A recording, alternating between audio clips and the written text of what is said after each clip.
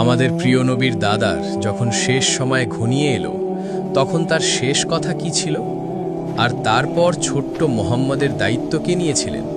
চলুন জেনে নেওয়া যাক। মক্কার পরম সম্মানিত নেতা হজরত আব্দুল মুত্তালিব তখন মৃত্যুশয্যায়।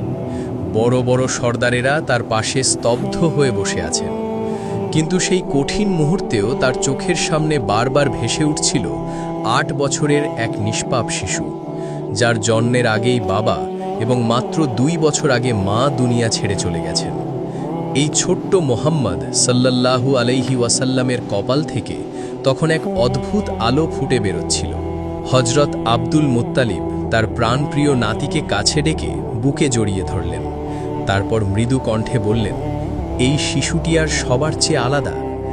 এরপর তিনি নিজের ছেলেদের দিকে তাকিয়ে বললেন, আমার কথা মন দিয়ে শোনো, এই শিশুর হেফাজত করা এখন তোমাদের সবচেয়ে বড় দায়িত্ব, আর আমি এই মহা আমানত আমার ছেলে আবু তালিবের হাতে সঁপে দিয়ে যাচ্ছি।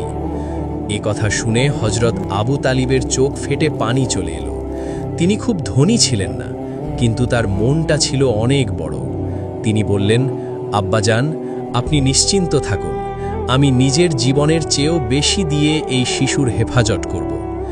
এর কিছুদিন পরই হজরত আব্দুল মুত্তালিব ইন্তেকাল করেন।